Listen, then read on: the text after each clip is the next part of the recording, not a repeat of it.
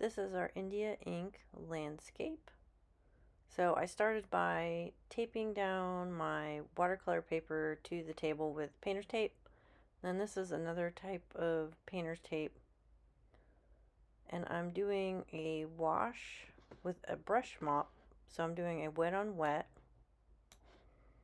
And then I'm just going to drop in some ink. So I'm making clouds. And how I like to make clouds is have a really wet surface, and then I just kind of drop in some ink and I swish it around. So depending on what you're going for, you usually don't want your sky too dark.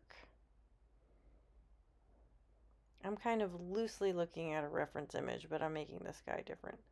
And then I usually will go with like a cotton ball or some paper towel and then just smudge it.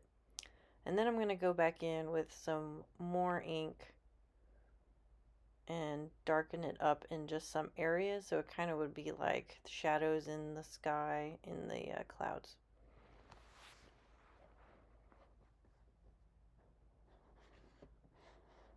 So I kind of just do this.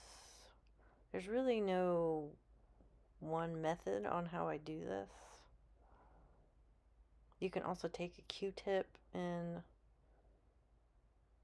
take out some areas, and then sometimes I'll go back in after it dries and add a little bit more details. But right now I just want it to kind of look like a pretty boring sky. You can also just do a wash of just one value if you want a clear looking sky. Alright, so once you kind of get it where you want, you're just going to let it dry. It probably takes about 5-10 minutes or so for it to completely dry. And now I can paint over it without disturbing the India ink. So I'm going to take that piece of tape, and now I have a really crisp horizon line. So remember, I'm going to start back to front, and I'm just going to do kind of a hill mountainy scene. Again, I have a reference, but I'm just kind of like loosely looking at it. I'm really just doing my own thing. So I'm going to just pull my background shape across. And then I'm just going to bring the value down. And remember, I don't want this to be too dark, because in a landscape, the background values should be lighter than the front values to create the sense of distance and atmospheric perspective. I could have also used a flat brush here to make a more crisp edge. So looking at it now, I kind of wish I would have used a flat, and you can always go back after it dries and make it darker, but you cannot make it lighter. So it's better to err on the side of it being a little too light, and then you can always go back and fix it. And then having some really distinct middle values also looks really nice. So I'm going back in with that mop brush, just kind of bringing it down, and just kind of let the ink do what it wants to do.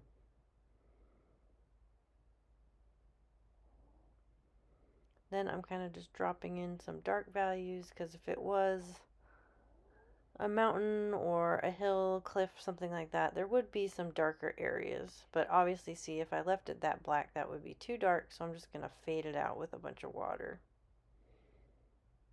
And then as it dries, it does dry a little bit lighter than what it looks when it's wet. So also keep that in mind.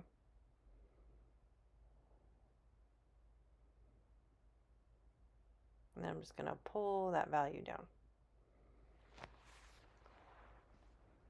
And so if you're doing a flat landscape, you would do the same thing. You just would have it be up against the horizon line. So just think about whatever your landforms are and start from a lighter value to dark. So I'm going to play around with this for a while.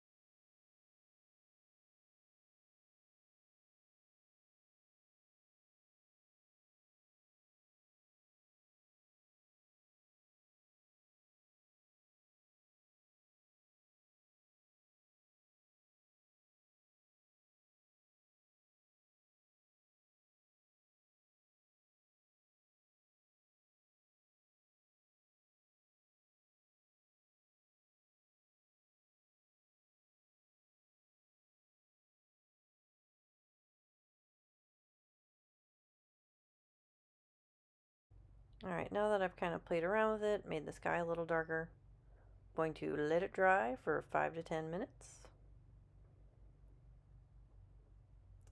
And now I'm going to kind of create the middle of my landscape. So I'm going to go from the other edge and go back down. Now I could have made a straight horizon line. Like, this all just depends on what you want to do. That's why I encourage you to do a couple practice ones before you work on a larger scale piece. So now this value needs to be a little bit darker than the back to set it apart and to really make it look like the background is in the distance. I also want to draw your attention to the fact that I'm not doing any details or anything yet. Right now I'm just setting down values because once it dries I can paint over it. So I'm kind of working from simple to complex as well. And I'm adding another little kind of landscape form right there over on the side. And then I just kind of drop ink in and move it around until I get it where I want. And then I always try to bring that value down too, so I don't have to keep layering it as much. And I don't want that line. So I'm going to let it dry again. Another tip is, as you're making these, make 2 at a time. So while one's drying, you're working on another. Or start working in your sketchbook. Have something else going on instead of just waiting for paint to dry, or ink in this case. So now this is my foreground. So my foreground, remember, is the darkest value. So I'm being pretty generous. I'm not using the black ink without any water, but it's a lot less diluted than it was in the background. And so this I'm kind of just making a bumpy background line. And then I'm just kind of putting in some darker values, so it would kind of just be like shadows in the grass or whatever type of landscape it is. This one I'm making pretty simple. You can also play around with the wet on wet technique and just drop in the ink and just let it disperse, and that also kind of makes a grass tree kind of like texture. So I was playing around with the mop, didn't like it, just wash over it.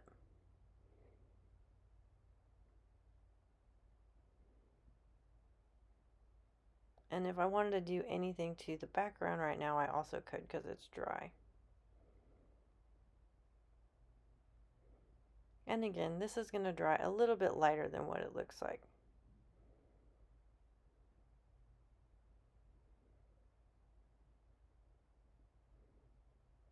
Then I'm starting to make like tree type shapes that would be in the background.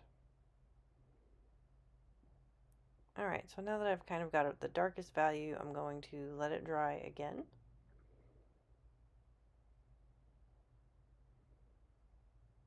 And you can see how different it looks already. So it dried down pretty light. So now that I've laid out my landscape, I got a foreground, middle ground, and a background. I'm going to go in and start adding some little details and some more values.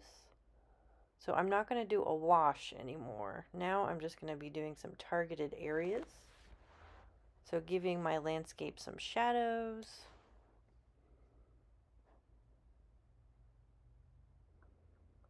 The appearance of shrubs or trees, which I just do little dots, because if it's so far in the distance, you don't really see any details to the trees. They would just be really small dots. But you also need to take care. Remember, any part that is wet, that's where the ink will go. So you don't want to start painting on a wet surface if you don't want it to disperse everywhere. So I'm using some pretty dry ink right now too. So my brush isn't really super saturated. And then I always kind of test it a little bit and then I go in. So I'm wanting a little bit of kind of shadowy areas on that background. So I'm just kind of dabbing it in. And then I want to make it look like there's some kind of shrubs. So I'm just doing little dots. It's pretty easy. And you can do this however you want.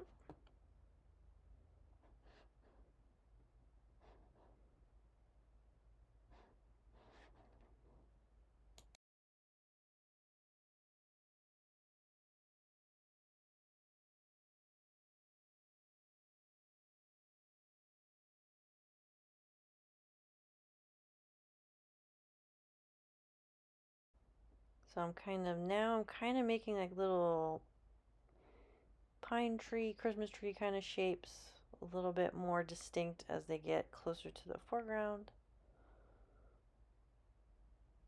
But I'm just kind of I'm just playing right now.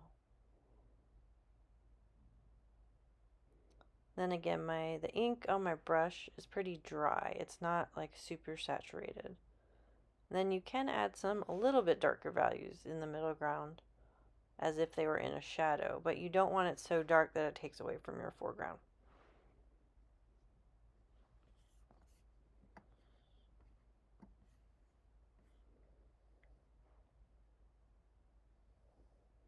So I'm just going to be adding these little dots and just these little marks to create the appearance of trees.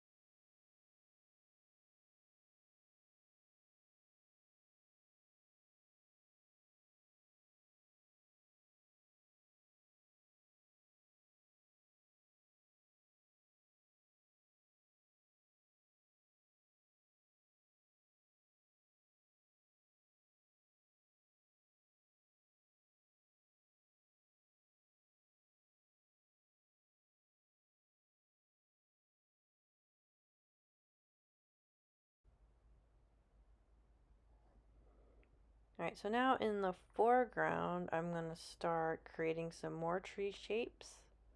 And these are going to be larger because they're getting closer to the foreground. So remember relative size. As things are closer to you, they're going to be larger. As they go off into the distance, they're going to be smaller.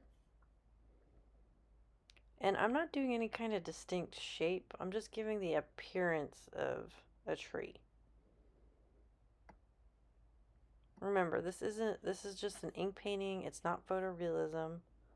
You're just wanting to give the feel of what those trees look like. Think about just the overall shape that it makes. And then you can see I changed my mind and I just pulled it. So now it just kind of looks like there's a shadow in the ground. And I did leave one little tree.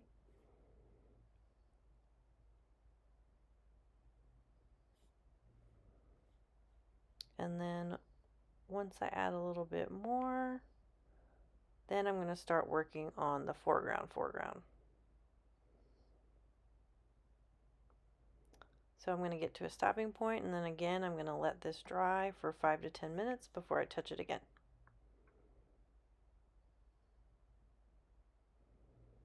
Alright, so I forgot to start recording. So all I did was make a tree trunk, and in retrospect I wish I would have made a tree trunk. I wish I would have just started with the leaves. But I'm trying to make like a Christmassy type tree. So I could just kind of leave it like this. So remember, when you are making trees though, it goes from thick as they're closer to the trunk to thin as they go out, and then they branch out into V's and they get thinner and thinner and thinner.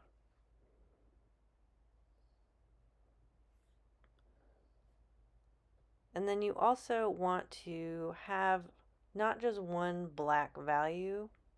So I'm using very, very little diluted ink.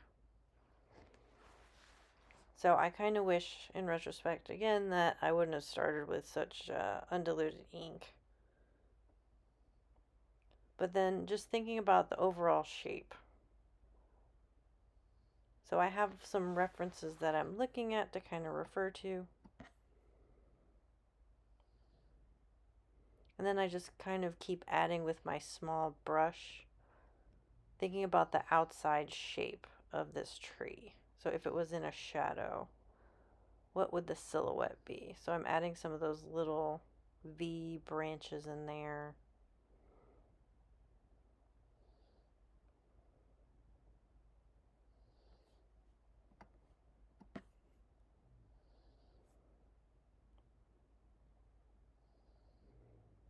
Then just kind of playing around with it, pulling out the ink.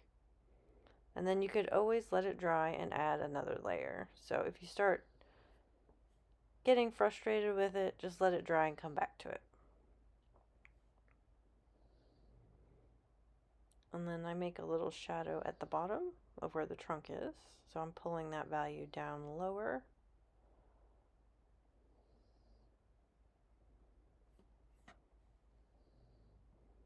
I'm just kind of moving it around.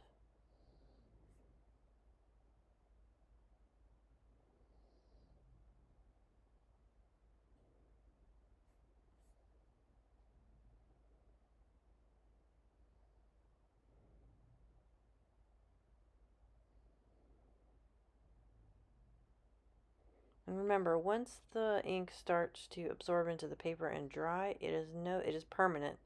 So it isn't like watercolor where you can reactivate it. Alright, so I decided to move on and make a different tree. So I start by using a lot of pressure at the bottom and then I lift off so the trunk is thicker at the bottom. And instead of doing it the way I did the first one, this one I'm just going across that line. And I'm painting really loose. And I'm making like one of those taller, skinny Christmas trees. Remember, you just need to get the feel of the tree. We don't need to do all the details.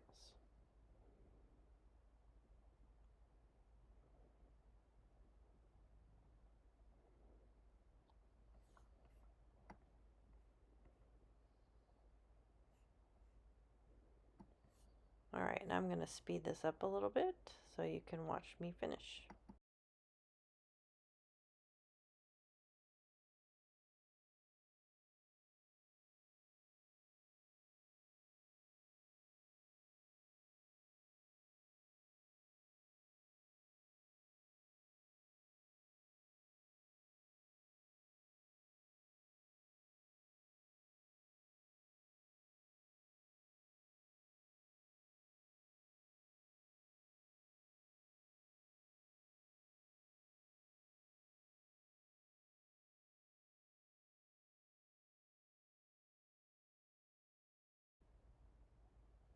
Alright, so I'm getting to the end of this. I don't want to add too much. But this is the first little landscape I've painted in a long time. I'm pretty happy with it. So just want you to remember, you're going to have a range of values. You're going to have darker values in your foreground, middle values in your middle ground, and then lighter values in your background. And then don't forget to wait for each layer to dry. And then take your time. It's good to work from a reference or have something to kind of refer to as you're working, but you can always, and I encourage you just to kind of add your own landscape elements. You can add animals in there, maybe a house, maybe a little person back there. Make it your own. And then once you are done and it is dry, you're going to peel it off of the painter's tape. And let me check it out when you're done. Good job.